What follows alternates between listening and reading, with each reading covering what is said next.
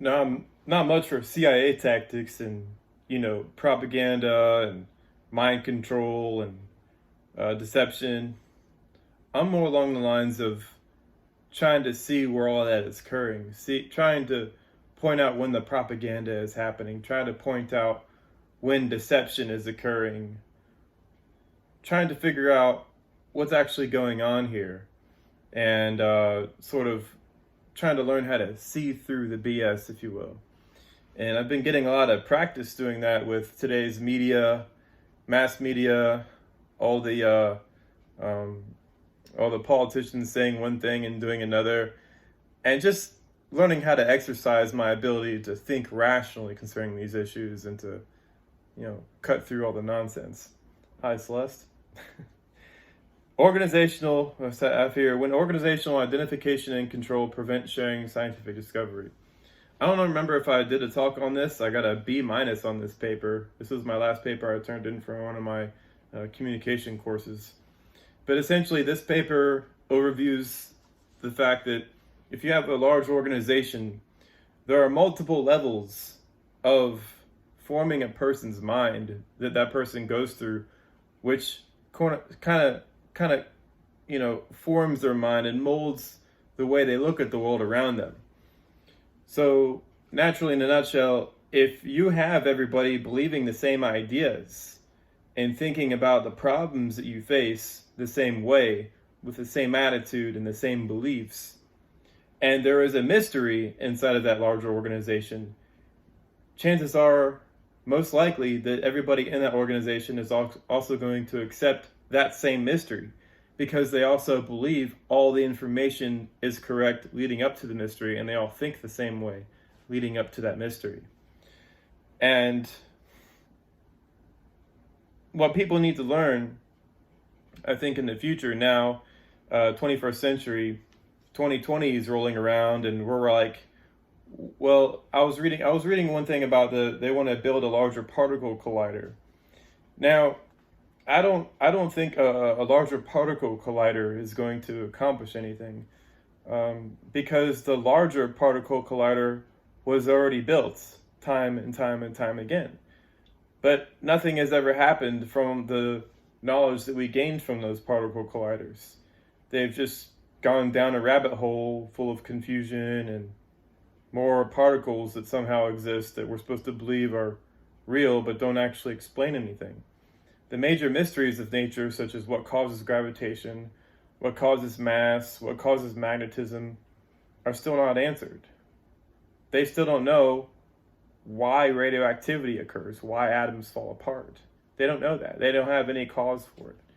They have all these fancy words such as quantum mechanics and QCD and QED and all that. But that's just smoke and mirrors. That's diversion. And I wrote this paper to sort of say, well, hey, listen, the reason why you guys are lost, the reason why you guys are stuck in the mud is because of your conditioning. You're trained to all believe the same things. And then you go and you get your career, and if you have a new idea on how to solve an issue, your creativity is rejected. And I want to overview a few ideas here. This talk is going to be a little bit longer than usual, but the abstract I have here says here, a short overview of how academics control each other and some flaws induced by too much identification, control, and discipline. It is argued in research that too much of all three latter concepts can counteract the stated goals of teams in large organizations. In fact, too much identification, too much control and discipline actually reduces quality, it stamps out creativity and creative thinking, and decreases employee involvement. All the employees just, want to keep their head low, don't ask questions, don't rock the boat, really bright minds that could be like, hey, listen, you guys are doing things wrong here. What is, you're punished for speaking up. You're punished for thinking differently. And what it leads to is peer review, reinforced groupthink, and the overall stalling of progress in science and sharing scientific discoveries. And it as well, it shows that resistance to discoveries is rooted in cultural norms and shared misguided definitions. And I'll read this beginning out to you. It says here, when a young researcher moves past their bachelor's degree and into graduate school, they begin to define themselves in terms of the larger organization. This leads to an increased sense of belongingness and security inside of a larger group. They form their identity from the subject matter they are researching over a few years' time. As they adopt the larger community's values and experience an extensive socialization process, the language they use socializes them. And that's one of the big things I remember when I was looking up a lot of dissident astronomers. One of the dissident astronomers was, talking about how the Big Bang was ridiculous, and he was like, well, listen, the graduate school, the process isn't necessarily to educate you. The process of graduate school is to socialize you, to make sure that you're the type of person who isn't going to rock the boat, to make sure that if there's any wild creative thought in your head, that they stamp that out of you before you, move on to the next level. They can't have people who have these wild ideas being the heads of these organizations because they fear that somehow having a wild idea is going to pollute the minds of young people. But as we'll see here, it's very dangerous to think about it like that. It says here, their worldview is formed at a perceptively high level and is given the highest value, while simultaneously becoming personalized due to extreme amounts of dedication and discipline invested in their specific course of study. So in other words, the socialization process sort of reinforces those ideas that you've accepted to be true. So if you're trained to believe that apples are bad for you in graduate school, all your friends around you in your graduate school are also like, yeah, apples are bad for you. You just tend to believe it a little bit more, even though that information is, just information. It can be proven false. But that group around you that you surround yourself with, it sort of gives the illusion that you're correct. And that's a big problem with academics these days. They sort of live in these bubbles where their ideas can't be threatened by others because they make processes and, anyways, I'll keep on talking here. The values of the group become more and more internalized, and the researcher begins identifying not only as an individual, but as their specific group, meaning they become tribal. A sort of hive mind mentality takes over. The values, beliefs, and core assumptions about the world are then in place by the time the astronomer receives their master's degree and made to match the larger astronomy community so that the specific researcher can maintain their identity. So what happened here is those beliefs that they have, stars and planets are mutually exclusive, stars are fusion reactors, they explode, the Big Bang happened, yada, yada, yada. They've worked so hard in their graduate community to get to the next level that they personalize those ideas. And then those personalized ideas are also a socialization of those ideas, meaning it's a social norm to accept that stars are fusion reactors, that Big Bang happened, that planets and stars are independent objects, even though they're actually the same object. They're socialized into believing those ideas. So it's that much harder for if an astronomer were to make a major discovery and then go, oh crap, I made a big mistake here, and then tell their buddies, hey, listen, say for instance, if I was an astronomer and I was like, oh crap, Earth is an ancient star. The process of stellar evolution is the process of planet formation. And I wanted to go tell one of my buddies this, they'd be like, yeah, that ain't true. That ain't true. But it isn't that he can't imagine it not being true. It's just that he doesn't want to be ridiculed himself and be thought of or associated with somebody like me. And that's the problem Halton Arp had. When he was doing the redshift measurements, he literally was like, okay, listen, there's something going on here.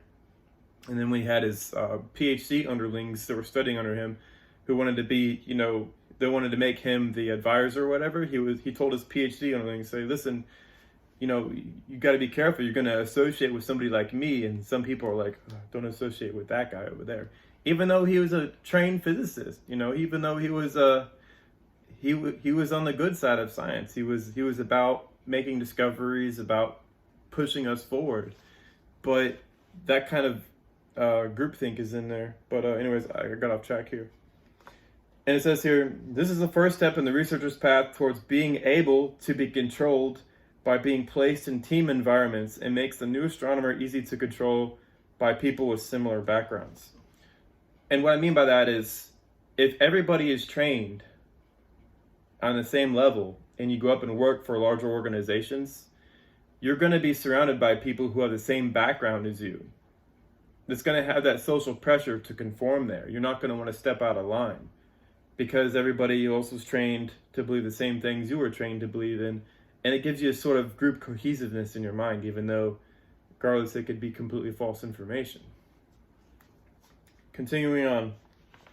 Once a clear identification and strong self-identity of the researcher is established and accepted by the newly minted astronomer, they are now faced with learning to navigate the control methods their larger organization will impose on them to get specific tasks done.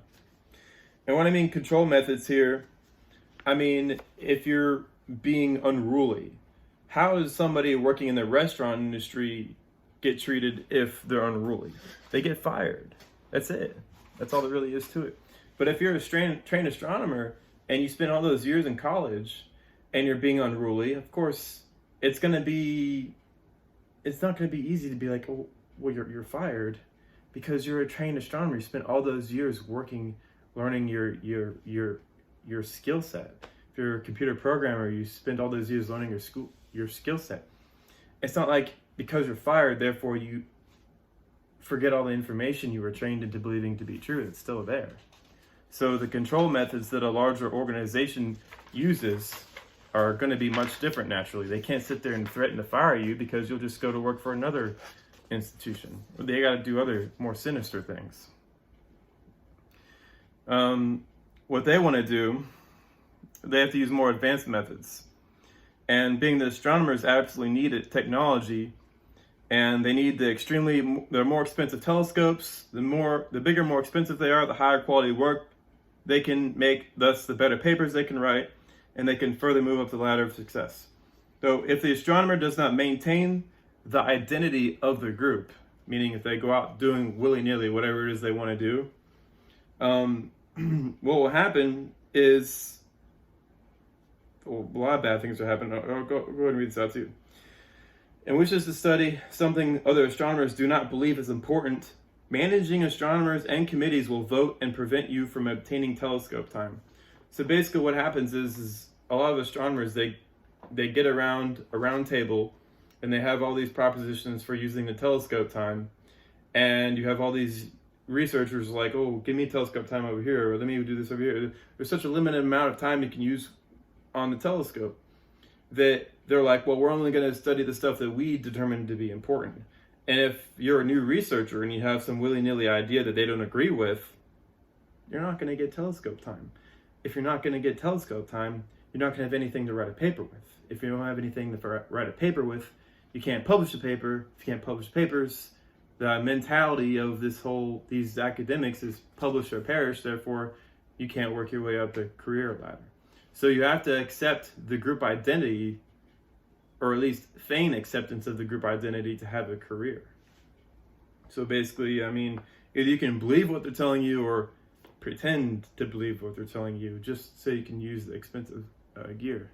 And I'm sure there are a lot of astronomers who are like doing that, like, yeah, Big Bang happened. Sure, And in the back of their mind, they just want that career. But anyways, it says here, parent organizations that control the purse strings for running the largest and more expensive telescopes will compare their own values and identities and decide if your new outlandish theory or idea deserve to be considered.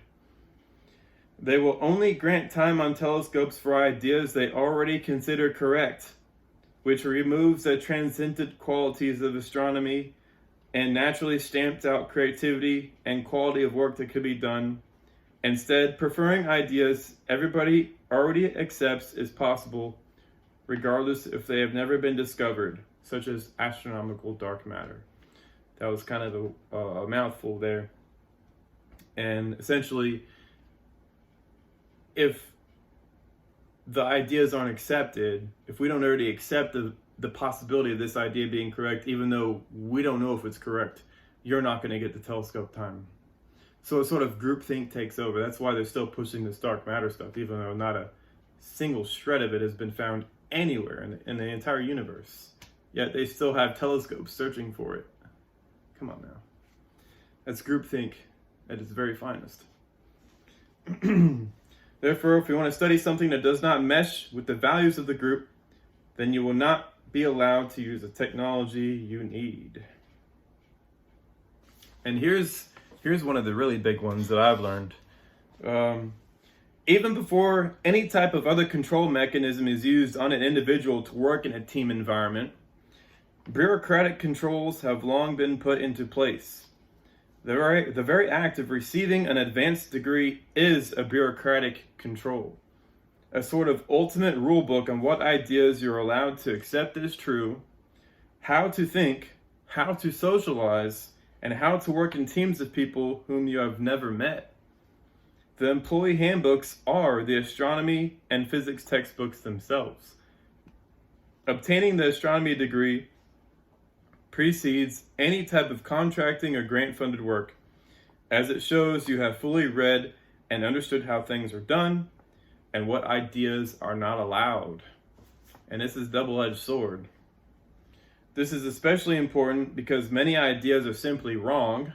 It's good to kick out the wrong ideas, that are going to waste people's time, such as flat Earth. I've been accused of believing in flat Earth. Can you believe that? Whatever.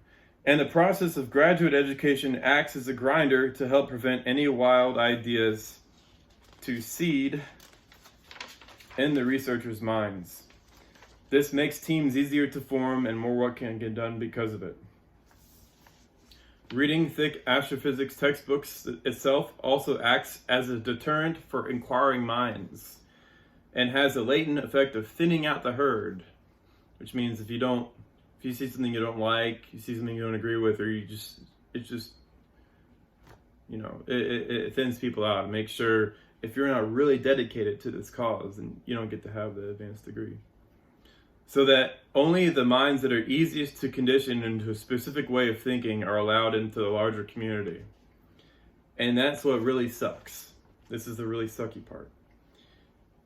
Because, listen, if you go through that system, not questioning everything as you go, then chances are most likely that you are the type of person who can be told what to believe and how to think. Which means you're not going to be the person who questions what it is you're being told what to believe and how to think. So it naturally has that latent effect of weeding out the people you need to make progress in science. The graduate school system is what's killing astronomy. You shouldn't need a graduate system. You should have people straight out of the bachelor degrees and then start doing the work and learn as you go. But the graduate system acts as a grinder to make sure that only the really moldable people get through to the very end. Only the people who can be like cattle and be herded into specific, ways of doing things are allowed at the very upper echelons of the astronomy community.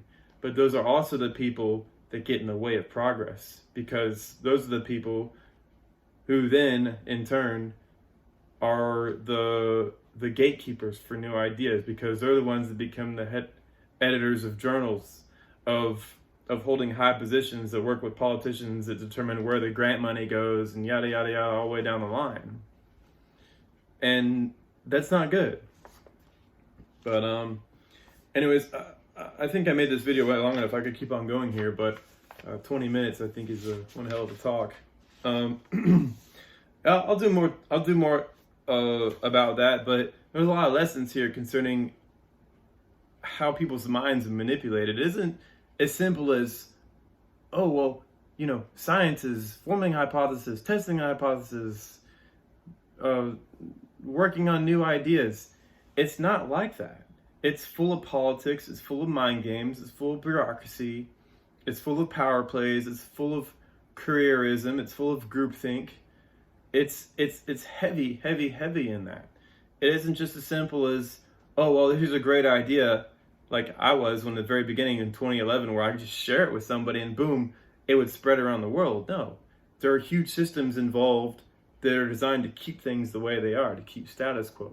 And this is a short talk of just one very small aspect of it. All right, guys, later.